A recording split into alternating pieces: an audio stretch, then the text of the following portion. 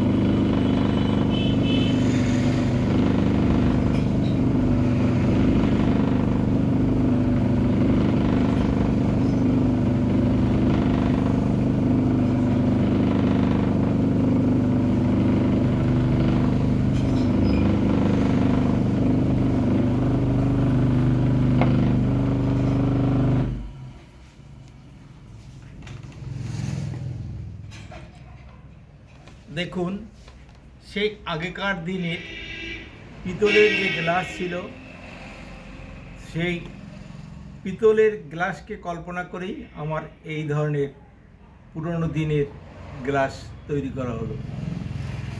যদি এই ধরনের গ্লাসের শেপ আপনাদের ভালো লাগে তাহলে অবশ্যই লাইক করবেন, শেয়ার করবেন, কমেন্ট করবেন।